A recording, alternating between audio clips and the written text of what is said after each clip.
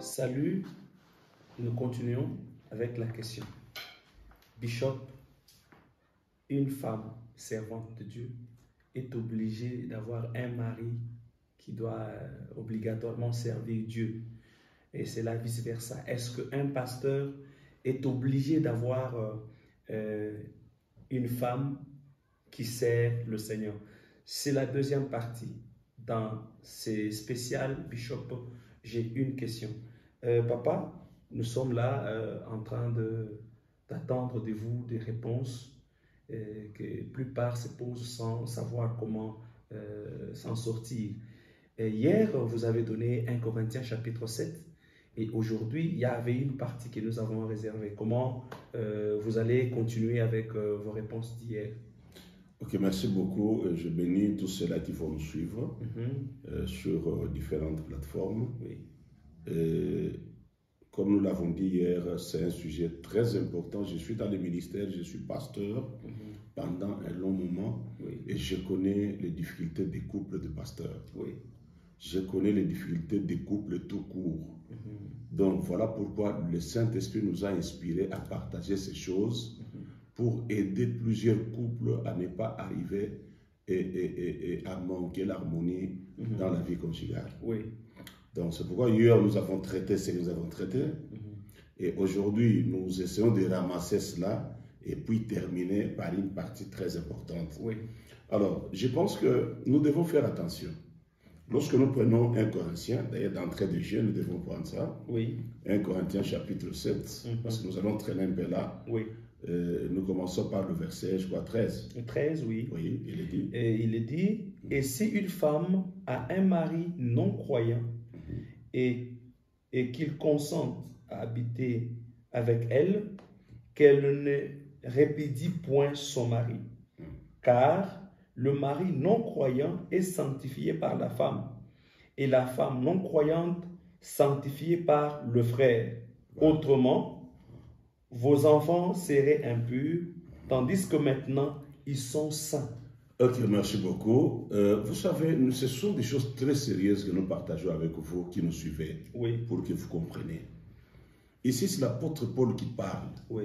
Il reconnaît qu'un frère peut être serviteur de Dieu, peut être croyant. Prenons d'abord croyant, parce que nous allons voir ces trois catégories de personnes. Un frère peut être croyant, qui fréquente une église, qui accepte le Seigneur Jésus-Christ, et qui fréquente comme un croyant d'une église locale reconnue, mais qui consent, parce que quand on parle de consentir, c'est-à-dire que volontairement, par amour, il arrive à tomber amoureux d'une femme, mais cette femme-là qui n'est pas croyante, elle ne fréquente ni l'église, elle ne fréquente ni, je ne sais pas, elle ne connaît ni Jésus, mais le frère arrive à tomber amoureux d'une femme comme ça. La Bible dit, c'est l'apôtre Paul qui dit, s'il consent à rester avec cette femme, non, il doit rester avec cette femme, il n'y a pas de problème. Il peut rester parce que, premièrement, vous savez qu'une femme est gérée par deux lois. Suivez-moi très bien. Une femme est gérée par deux lois. La première loi, c'est la loi naturelle qui interdit à une femme mariée d'aller en dehors de son mari. Et même la Bible reconnaît cela. Alors vous comprenez que cette femme-là, même si elle ne connaît pas la Bible, il n'y a aucune tradition, il n'y a aucune culture qui peut permettre à ce qu'une femme mariée puisse aller en dehors de son mari. Et deuxième loi, c'est la loi maintenant biblique. Là où le Seigneur dit, il ne peut pas y avoir divorce qu'en cas d'infidélité. Et l'infidélité en question, nous avons déjà parlé de ça dans d'autres émissions. Il s'agit de l'adultère. Nous ne sommes pas de ceux-là qui croient dans l'infidélité telle que, oh, voilà, manque de soumission, manque de ceci et de cela. Donc, oh, voilà, c'est l'infidélité. Alors, le divorce peut intervenir. Non. La même chose aussi, qu'une femme croyante, d'après Paul, qui fréquente une église, qui croit en Dieu, et cette femme-là consent aussi à être avec un frère qui la fréquente, un frère qui tombe amoureux d'elle, Mais elle est croyante. Oui. La Bible dit clairement, nous vous répétons, c'est 1 Corinthiens chapitre 7, le verset 13 que nous discutons maintenant. Il dit, vous pouvez rester ensemble. Ce n'est pas un problème. Ce n'est pas un problème. Oui. Et là maintenant, il faut faire attention. Ce n'est pas dire que l'autre doit commencer à taquiner l'autre chaque jour comme il n'est pas croyant ou comme elle n'est pas croyante. Ça devient maintenant l'objet de critiques, de moqueries, peut-être de maltraitance, tout simplement parce que la femme n'est pas croyante. Vous voyez, c'est un problème. Nous avons parlé même hier qu'il y a même d'autres couples, ils se sont retrouvés tous païens. Oui. Ils se sont mariés tous païens. Au moment où ils étaient encore païens. Oui. Mais l'un d'eux, ça peut être la femme qui rencontre le Seigneur. Le Seigneur l'appelle. Le Seigneur lui apparaît. C'est une femme. Oui. Il l'appelle et la femme entend l'appel du Seigneur et répond à l'appel. Parce que ici, nous avons deux types d'appels. Oui. Dans le Seigneur, il y a l'appel général et l'appel spécifique. L'appel général, c'est l'appel que le Seigneur peut lancer à toute personne, à tout le monde, oui, pour croire en lui, pour l'accepter. On appelle ça l'appel général. Oui. C'est différent de l'appel spécifique, parce que l'appel spécifique, une fois que tu es déjà croyant ou croyante, maintenant il y a un autre appel que le Seigneur peut te lancer maintenant pour t'appeler à le servir. À quelque chose. À t'appeler maintenant dans le ministère. Il y a plusieurs types de ministères. Le Seigneur peut t'appeler, ça c'est le deuxième appel. Mais il y a deux gens qui se sont rencontrés, vous étiez païens. Mais toi tu viens à recevoir Jésus. Tu connais Jésus. Il t'a appelé, tu as répondu à l'appel, tu es devenu croyant. Mais la femme reste telle que vous êtes rencontrés. Oh, très compliqué. Vous voyez, la femme reste toujours païenne. Oui. Païenne. Alors après, tu commences à la taquiner, à la tabasser, à l'insulter. Tu es païenne, tu es ceci, cela, tu ne connais pas Dieu, ainsi de suite. C'est là aussi, ça peut créer un climat qui n'est pas préférable dans la maison. Et ça peut ouvrir plusieurs portes de combat satanique et démoniaque. Mais c'est question de comprendre que c'est son temps qui n'est pas encore arrivé. Oui. Le temps de cette incroyante-là ou bien de ces croyants-là. Parce que vous avez vu, il y a des femmes aussi, après avoir connu le Seigneur, elles fréquentent l'église, elles commencent à insulter son mari. Oui. Parce que son mari est encore païen. Parce que son mari, peut-être, il fume, il boit, tout ça. Et ça devient maintenant un problème et amène un climat malsain dans les couples, dans le foyer. Ce n'est pas ce que l'apôtre Paul conseille. Il dit, il faut consenter, rester ensemble, rester ensemble. Et là, quand nous disons rester ensemble, c'est attendre maintenant le moment où le Seigneur peut appeler l'autre là. Donc, le reste à faire, c'est prier pour lui seulement. C'est prier pour lui. Le supporter parce que le supporter tu l'avais aimé. Si tu l'avais aimé. Tu l'as aimé. L'amour a précédé, l'amour conjugal a précédé d'abord la foi, la croyance. Parce que vous êtes aimé comme ça. Et cela peut arriver aussi que quelqu'un qui connaît le Seigneur, qui est croyant, mais qui aime une fille qui n'est pas croyante à cause de sa conduite. Et cette fille-là ne fréquente pas l'église. Elle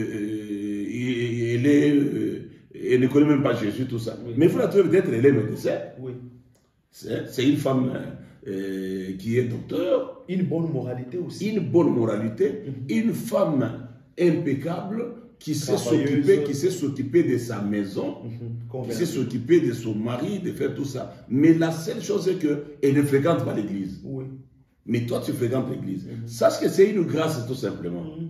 Parce que Dieu t'a appelé toi avant elle.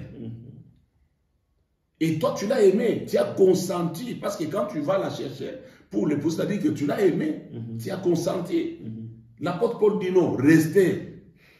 Mais le respect doit être là. Si c'est la femme qui doit respecter son mari en tant que mari, et si c'est le mari aussi qui doit respecter sa femme, qui doit faire tout pour continuer à l'aimer et à prier pour cette femme-là, pour qu'un jour, le Seigneur pourra aussi l'appeler. Parce que c'est le Seigneur qui appelle d'ailleurs. C'est le Seigneur qui appelle, qu'on ne vous trompe pas. Et selon le temps. Ah voilà, selon le temps. Parce que dans la maison, lorsque l'un est non-croyant, vous voyez, alors lorsque toi tu veux la faire convertir de force, ça devient encore un péché.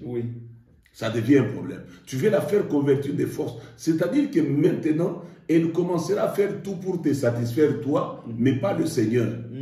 Elle fera tout. Si c'est une femme, si c'est un homme, Et il va commencer à tout faire juste pour te satisfaire, t'accompagner comme tu veux, ou bien se comporter autrement parce que tu la maltraites à cause de cela. C'est comme une X-église que j'étais le nom. Oui. Le frère a trouvé que dans cette église-là, pour épouser, il faut seulement payer là-bas. Il faut prier seulement là-bas. Il faut prier seulement là-bas. Non, non, ça aussi les frères entrent, et après avoir doté tout, ils disent non, moi... Je t'avais juste suffi pour t'épouser, et maintenant tu dois me suivre. Et maintenant la femme... C'est un sujet que nous allons traiter. Oui. Je crois demain nous allons parler aussi sur ça, sur le couple de personnes venant des différentes églises. Voilà. Voyez, même différentes religions. Aussi. Vous voyez, nous allons parler de ça, je crois, demain. Mais pour l'instant, l'apôtre Paul conseille qu'un frère qui consent à rester avec une femme incroyante, non croyante, il peut rester avec. Voilà. Et une femme aussi croyante qui consent à rester avec un homme non croyant, ils peuvent rester, mais en attendant l'appel du Seigneur, en priant pour l'autre. Alors, Bishop, je voulais ajouter une petite question. Mais pour ces hypocrites qui se sont mariés, bon, il avait cru que madame ou bien monsieur prie. Du coup, dans le mariage, le comportement ne reflète pas, il peut faire quoi? Ne reflète pas la vie chrétienne, comme on dit. Ok, ça, ce sont des choses qui se font. D'abord, laisse-moi définir un peu, dans cette émission, les 3 dimensions des personnes qui entrent dans le mariage. Premièrement, on parle de non-croyants. Quand on parle de non-croyants, c'est vraiment quelqu'un qui n'a pas Jésus, qui n'a pas les choses de Dieu, qui n'est pas dans les choses de Dieu. Deuxièmement, on peut parler aussi de croyants. Couple de croyants, c'est-à-dire de croyants tout simplement des personnes qui ne sont pas dans le ministère, mais qui ont accepté Jésus et qui fréquentent une église locale. Ils vont seulement là-bas pour écouter la parole, pour prier et rentrer à la maison.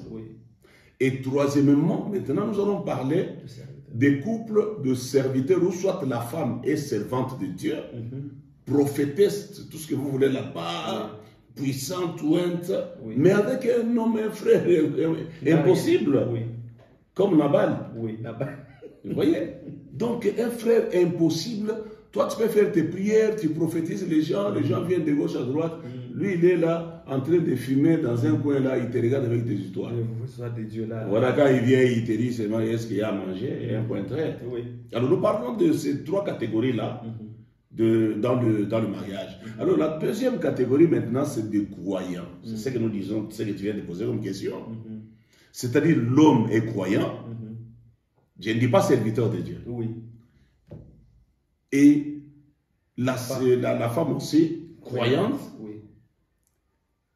Tu l'as épousée avec croyant que c'est une femme qui sera totalement soumise, qui sera dans la parole de Dieu, qui sera une femme de prière, qui sera une femme je ne sais pas comment, qui sera toujours assidue au temple. Voilà. Mais vous arrivez dans la maison, vous sentez que tu as affaire à une autre personne, que c'est celle-là que tu as connue à l'église. Tout ça c'est le défaut. C'est pourquoi nous disons aux gens, on n'épouse pas les dons. Waouh, gloire au Seigneur. On n'épouse pas les dons. Frère, suis-moi très bien. On n'épouse pas les dons. Je vais donner un exemple dans une église où vous allez voir une sœur qui chante avec une très belle voix. Quand elle chante, toute l'église, les gens pleurent. Vraiment, les gens pleurent, les gens tombent, et peut-être d'autres, quand d'autres entrent en transe, c'est pas parce qu'elle chante. Alors toi, tu suis seulement cette fille-là qui se présente devant les gens, s'habillant très bien, une vedette comme une star, elle chante à l'église très bien. Oh voilà, je vais l'épouser parce qu'elle chante bien. Je vais l'épouser parce qu'elle a vraiment la grâce de bien chanter. Vous voyez? Là maintenant, tu confonds la vie conjugale avec les dons de l'esprit. Parce que les dons, tout le monde peut l'avoir, même une croyante, même un croyant. Les dons ne sont pas seulement pour le serviteur qui sont dans le ministère. Même les croyants peuvent avoir des dons. C'est aussi quelque chose qu'il faut, une parenthèse qu'il faut ouvrir. Alors, c'est pourquoi je donne cet exemple. Tu peux avoir une femme, peut-être, qui prophétise très bien à l'église. Elle a le don de prophétie. Mais elle n'est ni pasteur, ni quoi. Mais elle a le don de prophétie. Donc, c'est une croyante à l'église. Et toi, tu vas là-bas, non, elle te profite. Moi, je vais poser cette prophétesse. Oh, frère Dieu, ah non, cette prophétesse, c'est une fille de prière. Oui. Ah, vous voyez ça? C'est une erreur, frère. C'est une erreur. Grave même. Parce que la vie conjugale, c'est autre chose. Voilà. Les dons, c'est autre chose. Elle peut être prophétesse, mais paresseuse. Lorsque vous entrez dans le ménage, vous trouvez qu'elle passe tout le temps seulement à prier. Elle ne connaît même pas de la chaise, même pas dépoussiérer la maison, même pas préparer la chambre, même pas faire la cuisine. Oui. Mais prophétise très bien. Tu seras déçu, frère. Elle chante très bien devant Dieu. Elle chante très bien. Tout le monde acclame tout ça. Les gens entrent en transe. Mais quand vous allez dans la vie conjugale, dans la vie des couples, dans la vie pratique, vous devez peut-être... C'est une femme qui n'accepte pas de reproches. Oui. Très têtue. Lorsque tu la reproches, elle te boude même une semaine. Oui. Mais une prophétesse à l'église. Oui. Une cantatrice extraordinaire à l'église. L'homme aussi, les premiers ne sont pas encore convaincus. Vous voyez ça? Donc, c'est pourquoi il faut faire attention. Toi aussi, la sœur, tu peux accepter un frère parce qu'il prêche bien. Il y a des frères là, quand ils prêchent aujourd'hui, des jeunes gens, ils vous prêchent, ils sautent, ils font démonstration de la parole, des révélations.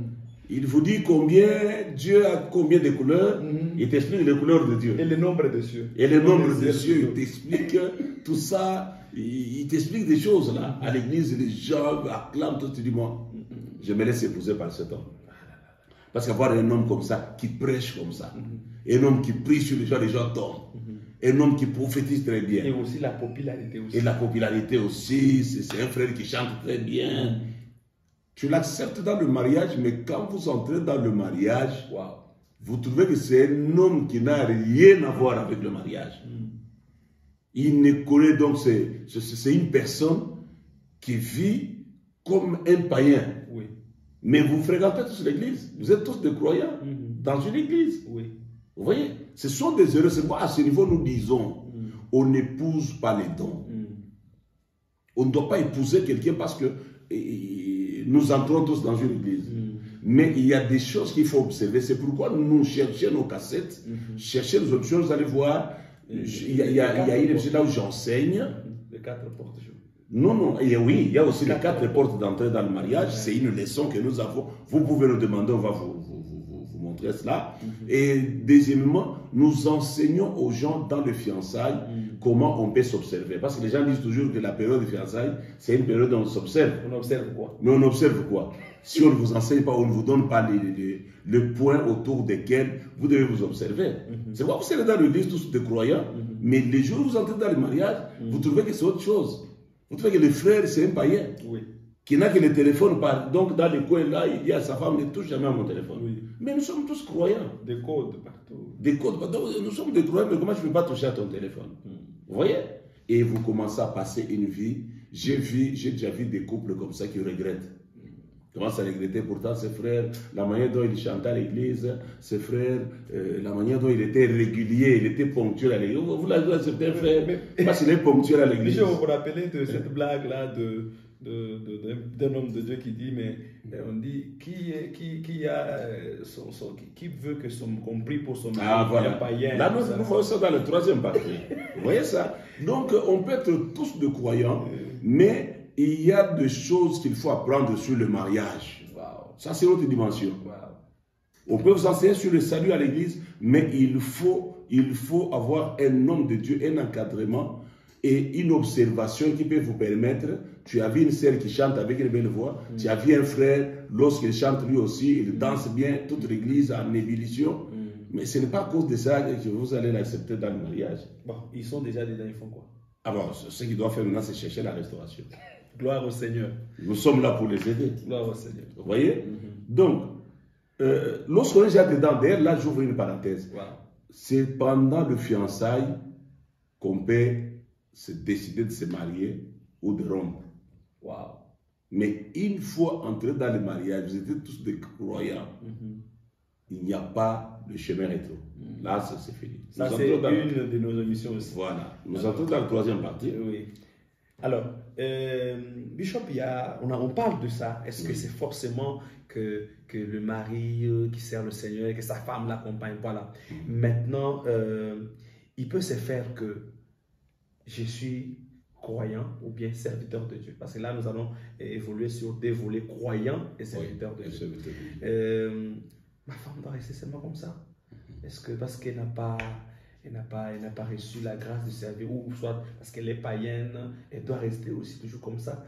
Parlons d'abord de celui qui est croyant, qui a une femme qui ne croit pas, mais est-ce qu'elle va rester toujours non croyante? Il y a beaucoup de problèmes dans les familles des serviteurs de Dieu et des servantes de Dieu. Ici, je mets l'accent beaucoup plus sur les serviteurs de Dieu. Il y a beaucoup de problèmes dans les couples de serviteurs de Dieu, anciens, je ne sais pas, évangélistes, pasteurs, bishops, apôtres, archibishops, tout ça. Qu'on ne vous trompe pas, il y a des problèmes. Des sérieux problèmes. Il y a de sérieux problèmes. Parmi ces problèmes qu'il y a dans les couples de serviteurs de Dieu, nous épinglons ces cas où vous trouvez qu'un grand homme de Dieu, ou un utilisé par le Seigneur, mais qui a une femme qui n'a rien à voir avec les choses de Dieu. Waouh! Une femme vraiment qui n'a rien à voir. Des années. Des années. Même pas la vie de prière, la femme n'en a pas. Même la vie de prière. Vous trouvez une femme qui, même pour aller à l'église, c'est un problème. Et pourtant, son mari est pasteur dans une église, évangéliste, ancien. Mais la femme, même les comportements dans la maison avec son mari, même les comportements dans le quartier, même à l'église, tout est notre comportement. Oh là là. Ces cas sont vraiment nombreux. Nous disons ce que nous connaissons. Alors, écoutez, maintenant, il y a un problème. Dans la première émission, nous avons dit que, selon les conseils de Paul, on doit rester ensemble. Mais on doit chercher à aider l'autre. Oui. Par la prière, prier pour lui ou bien pour elle, afin que le Seigneur un jour peut parvenir à l'appeler aussi, à la toucher, afin qu'elle commence à servir le Seigneur. Le verset 16. Ah voilà, c'est le verset 16. Qu'est-ce qu'il dit? Et la Bible dit, car, que sais-tu, femme, si tu sauveras ton mari? Oui. Ou que sais-tu, mari, si tu sauveras ta femme? Voilà. Seulement, oui. Que chacun marche selon la part que le Seigneur lui a faite, selon l'appel qu'il a reçu de Dieu. C'est ainsi que je l'ordonne dans toutes les églises. Donc, vous comprenez ce verset, c'est un verset très fort dans les couples de serviteurs de Dieu. La première émission, nous avons dit, un homme de Dieu, si toi tu es un, tu ne dois pas forcer la femme à devenir comme toi. Voilà. Parce que l'appel que tu as reçu, peut-être ta femme n'a pas reçu le même appel que toi. Les capacités spirituelles que tu as, peut-être la femme n'en a pas. Voilà.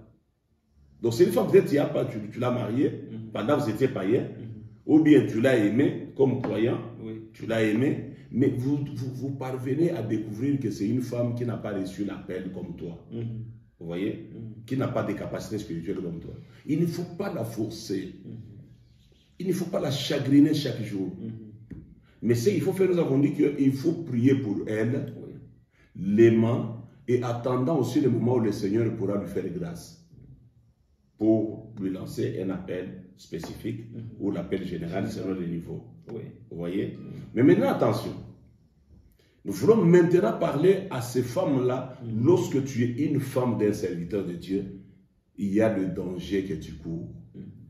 Tu cours les dangers, maman, je te l'ai dit. Ton mari peut être évangéliste, peut être un intercesseur.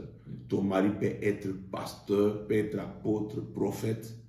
Ton mari peut être archibishop, docteur de la parole de Dieu. Vous courez les risques au moment où vous restez sans rien faire. Vous voyez ça?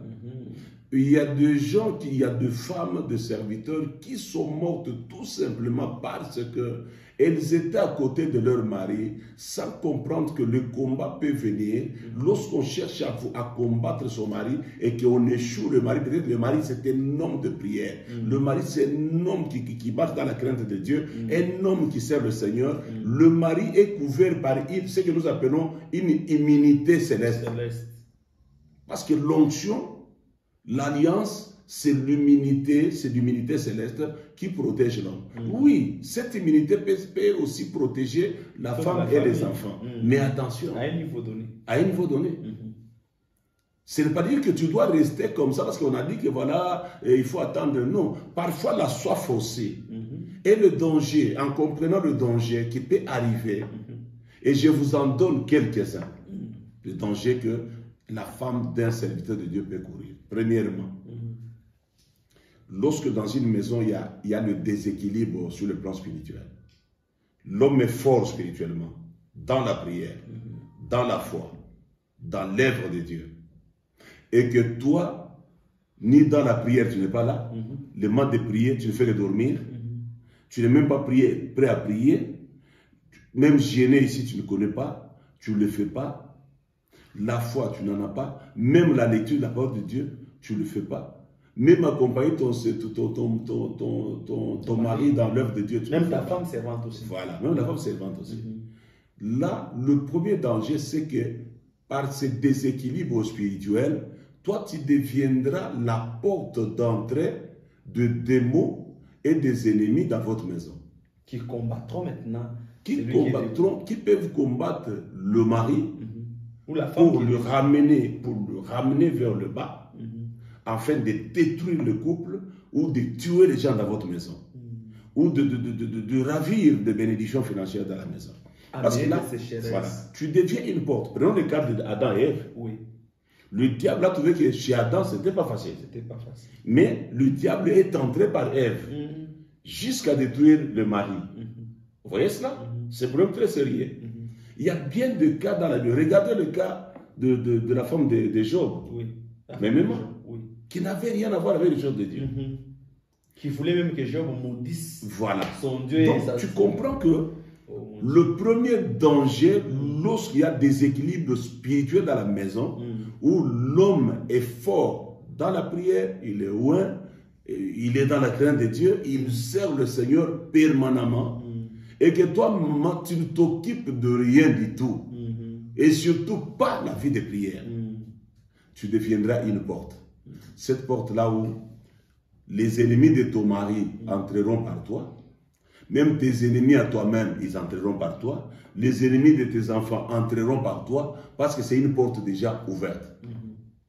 Et ce danger, non seulement, ça peut amener, on peut détruire ton mari, comme le cas de Samson avec Dalila. Vous avez compris que Dalila, c'est quelqu'un qui n'avait rien à voir avec des choses de Dieu. Elle cache Et dans sa maison, il cachait les ennemis. Dans sa maison. Il cachait. C'est des sorciers.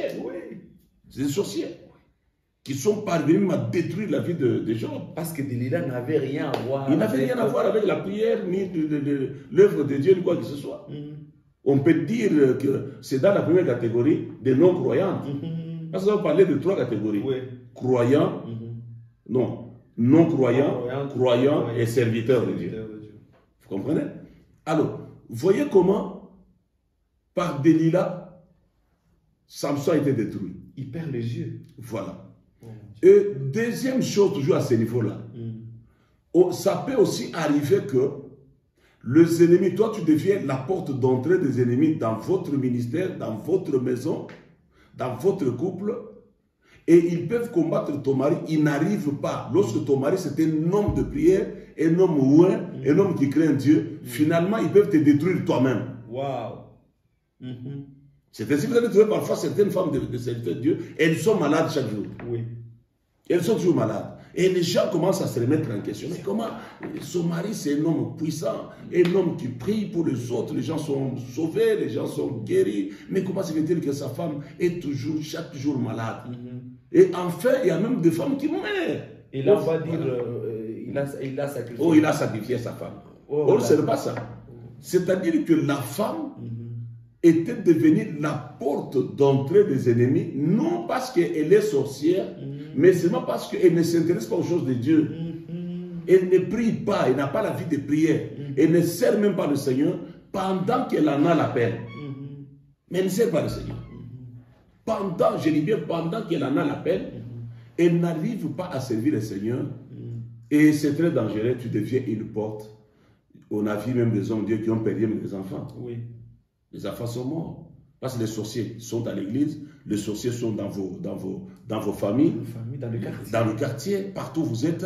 Et surtout quand vous êtes un couple de serviteurs de Dieu, dont l'homme est serviteur de Dieu, ou bien la femme est servante de Dieu.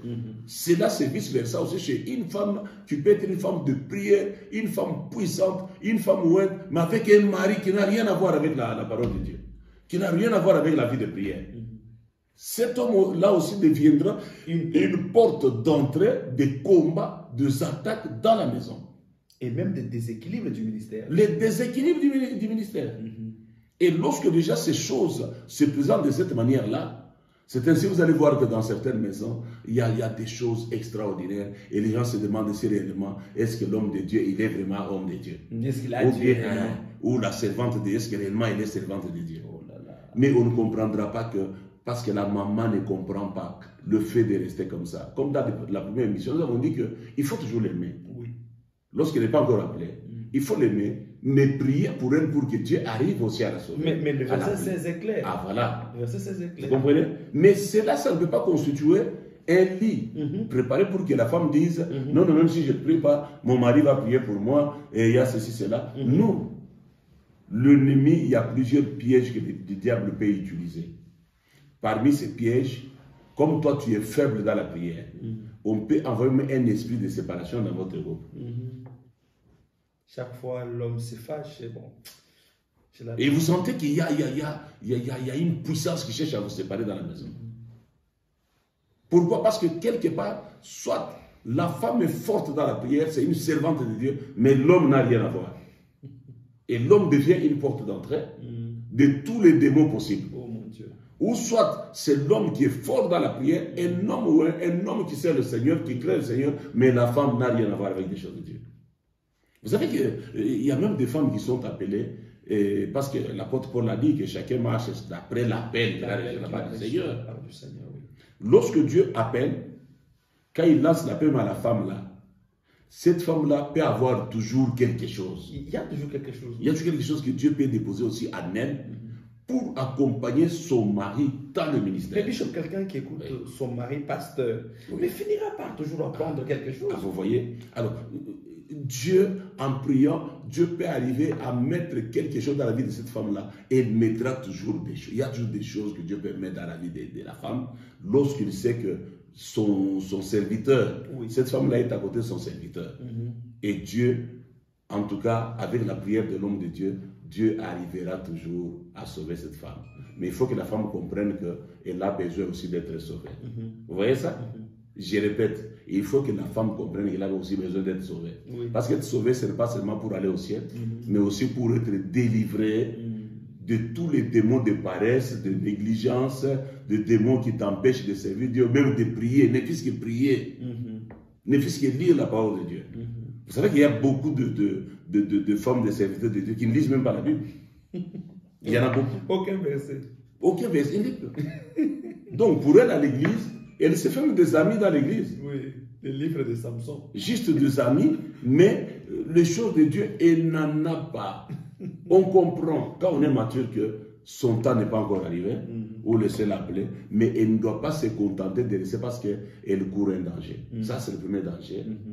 Et tu seras une porte d'entrée de démons pour vous déstabiliser, pour vous voler des bénédictions, et même pour tuer quelqu'un à la maison. Même pour ce simple croyant qui a une femme non croyante qui demeure croyante. Voilà. Et vous savez que lorsque je viens de le dire, non seulement tu peux permettre, tu peux être un canal de destruction pour ton mari, mais ça peut arriver aussi que si le mari est fort, nous l'avons dit dans la première émission, si le mari est fort dans la prière, et un homme qui sert le Seigneur, il vit sous l'immunité céleste. Oui. Ne touchez pas mes mains. Ne faites pas l'image du prophète. En ce moment-là, les sorciers vont chercher à te tuer, toi. Ils peuvent te détruire. Vous voyez? Donc voilà un peu ce que nous pouvons dire pour aujourd'hui. Donc ce qu'il faut faire, c'est quoi, en conclusion? C'est que tous les moments, lorsque vous êtes à côté d'un homme de Dieu, vous savez, aujourd'hui, beaucoup de femmes aiment être mariées par des hommes de Dieu. Oui. Dans le temps, on refusait les hommes de Dieu. Oui. Mais aujourd'hui, beaucoup de femmes préfèrent être mariées par des hommes de Dieu. Mais comprenez que vous courez un danger lorsque vous êtes à côté d'un homme loin, d'un homme de Dieu, et que vous-même, vous êtes totalement en dehors des choses de Dieu. Mais peut-être elle pense qu'elle sera sauvée par la foi de son mari, peut-être. Et non, sauvée, mais c'est lorsque l'homme est en train de prier pour toi, et que toi-même tu dois sentir, tu dois avoir les besoins d'être sauvé. Waouh! Sinon, la Bible ne dirait pas, d'ailleurs c'est Jésus qui le dit, il est dans une seule maison, on prendra l'air et l'autre restera. Oui. Vous comprenez cela? Ça c'est Jésus aussi qui le dit. Paul dit, l'autre peut être sauvé par l'autre. Oui. Mais Jésus aussi dit, il dit que dans une même maison, on peut prendre l'un et l'autre reste. Oui. Alors il faudrait que tout le monde dans la maison puisse avoir cette soif de dire, Seigneur, pourquoi je suis comme ça? D'ailleurs, c'est une prière que je donne à ceux-là qui me suivent. Wow. Tu peux dire au Seigneur, Seigneur, pourquoi moi je n'ai pas le goût des choses de Dieu? Et pourtant je suis la femme d'un homme de Dieu. Et pourtant je suis l'époux, le mari d'une servante de Dieu puissante, reconnue dans le monde, même dans la ville, même dans le quartier. Je suis mari ou bien femme d'un croyant. D'un croyant. Mon mari est croyant, ma femme est croyante. Mais pourquoi moi je n'ai pas le goût de la prière? Pourquoi je n'ai pas le goût de lire la parole de Dieu? Pourquoi je n'ai pas le goût de servir Dieu? Parce qu'il y a d'autres choses, Dieu peut voir aussi. Vous savez, Paul dit dans 1 Corinthiens chapitre 13, verset 1er, il dit aspirer au don. C'est-à-dire qu'à un certain moment, on peut aspirer. Lorsque toi-même tu sens que, pourquoi je suis comme ça? Je refuse de devenir la porte de démons contre mon mari, contre moi-même, contre mes enfants, contre notre ministère, contre notre bénédiction. Alors, le fait de dire, Seigneur, pourquoi je suis comme ça? Et tu arriveras à comprendre que tu es dans une prison satanique. Et ne fût-ce que ces soucis-là, l'apôtre Paul dit, qui me délivrera? Oui. Et la parole dit, sentez votre misère. Je parle à toutes les femmes des serviteurs de Dieu à travers le monde qui me suivent maintenant. Sachez que vous courez un danger lorsque l'homme est ici et que toi tu es ici dans la prière. Lorsque l'homme c'est un homme de prière, c'est un homme de foi, parce qu'à l'église, dans votre église, il y a beaucoup de sorciers. Il y a des sorciers qui ne vous veulent pas, vous voir prospérer ou bien conduire l'œuvre de Dieu. Et maintenant, toi, tu n'es pas une femme de prière. Toi aussi, tu es homme. Ta femme, c'est une femme, une fervente servante de Dieu, qui prie beaucoup, qui font des jeûnes même. Mais toi, tu es là, tu vas se mettre, tu prends la bière, tu rentres, et tu es partout dans tout. Même aller à l'église, tu ne parles pas. Oh, ma femme est servante. Hein.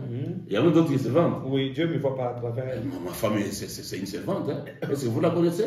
Ma femme, c'est elle. Hein. On prendra l'une et toi, tu restes. Voilà. Alors, tu verras que tu seras une porte. Ce soit la plus grande conséquence lorsque l'un est serviteur de Dieu ou servant de Dieu. Et l'opposé ne fait rien, n'a rien à voir avec les choses de Dieu. Et surtout, manquer la vie de prière dans votre maison. Le diable, ça peut être un terrain où le diable peut passer et faire n'importe quoi. Et au risque même de perdre la vie de quelqu'un, soit ta vie, soit la vie de ton partenaire, même des enfants. Réveillez-vous dans la prière. Gloire au Seigneur. Aspirez au don. Gloire au Seigneur. Dites au Seigneur les soucis de ton cœur. Dites-lui, Seigneur, pourquoi je suis comme ça? Pourquoi je n'ai pas le goût de la prière? Pourquoi je n'ai pas le goût de la parole? Pourquoi je n'ai pas le goût d'aller à l'église? Pourquoi je n'ai pas le goût d'accompagner mon mari ou bien ma femme dans l'œuvre de Dieu? Voilà, que le Seigneur vous bénisse. Voilà, Jésus revient bientôt. Crois au Seigneur Jésus-Christ aujourd'hui. L'apôtre était clair. Partagez cette vidéo, aimez et posez-nous aussi vos questions parce que